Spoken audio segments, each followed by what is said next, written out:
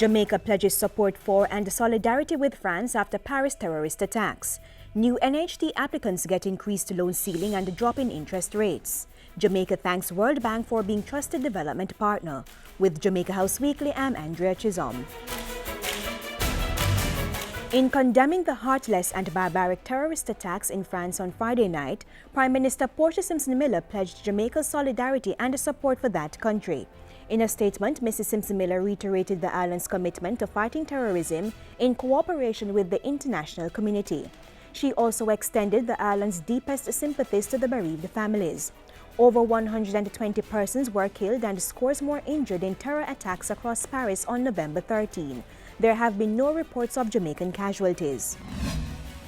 Locally, the Portia Simpson-Miller-led administration has announced that new National Housing Trust beneficiaries would now get a 1% reduction in interest rates. The loan ceiling for applicants who are buying and constructing in new housing developments also increased to $5.5 million, $1 million more than before. Minister responsible for Information, Senator Sandra Faulkner, revealed Cabinet's decision during last Wednesday's Jamaica House press briefing. The average NHT contributor requires more money to pursue their home ownership dream. In addition to improving affordability, the new measures will also help to stimulate construction startups and generate employment in the important construction industry. On Tuesday, Senator Faulkner received a gift from the Korean government, which was 3 years in the making. The information minister collected a check for $20,000 to purchase and install a digital audiovisual archival system for government media. As we progress as a nation, it is important that the environment exists for the preservation of our invaluable archival and historical material.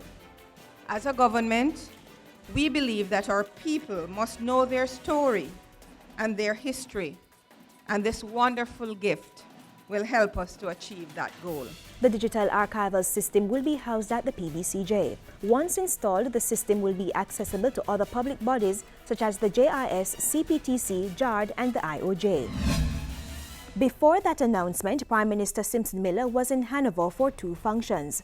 She attended a cocktail reception to welcome the return of a medical mission from the Northeast Florida Medical Society. The 57 doctors, led by Dr. Kenneth Jones, delivered free medical care to persons in Hanover and St. James from November 9 to 13. You visit to offer your services at a time when there's much public discussion about the needs of Jamaica's healthcare system. Your contribution is especially valuable at this time. I'm particularly heartened by the wide range of services that will be offered. I am advised that the medical team will be offering surgical, dental, and other services and providing medication at Cornwall Regional and Falmouth hospitals, as well as in health centers. The reception held at the Grand Palladium and Lady Hamilton resorts also served as the launch of the hotel's initiative to protect children from sexual exploitation in the travel and tourism sector. Mrs. Simpson-Miller commended the hotel's endorsement of the End Child Prostitution, Child Pornography and Trafficking of Children for Sexual Purposes ECPAT Code of Conduct. I am pleased to see resorts such as Grand Palladium working together with other organizations around the world to eliminate child prostitution and the trafficking of children for sexual purposes. We must all work together as government, private sector, and civil society to protect our children. Later in the week, Prime Minister Simpson-Miller held a welcome reception for the new country manager for the World Bank Country Office in Jamaica, Galina Sotirova. At Wednesday's function, Mrs. Simpson-Miller said the World Bank had been a trusted and vital partner in Jamaica's development for the past 52 years.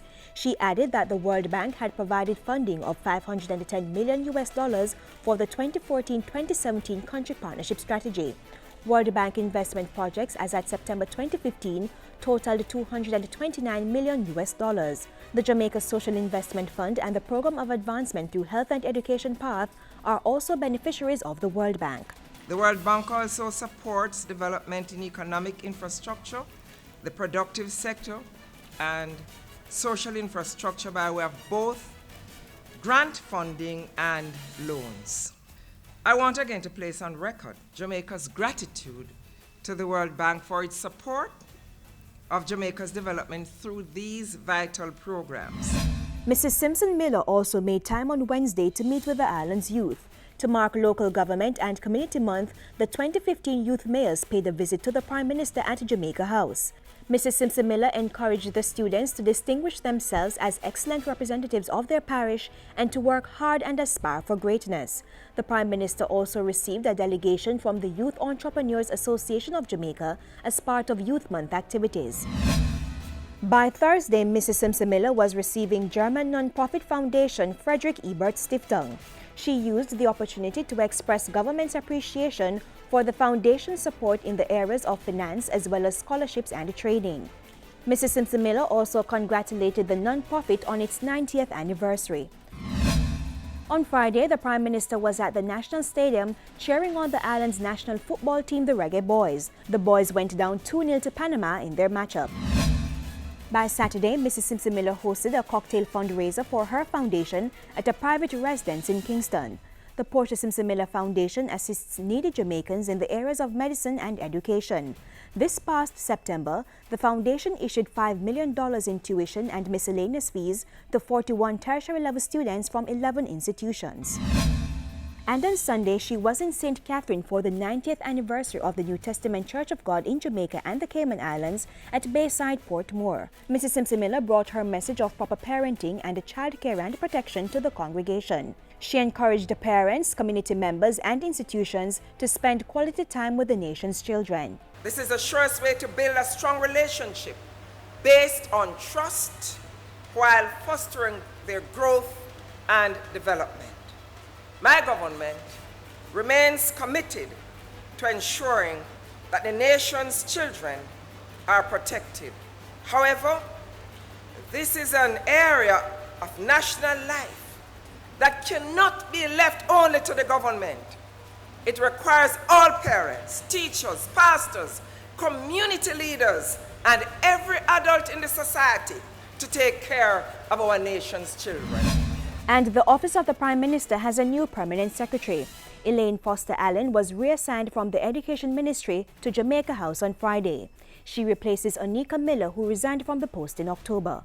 And that's it for this week's edition of Jamaica House Weekly. Join us next time for the latest stories coming out of the Office of the Prime Minister.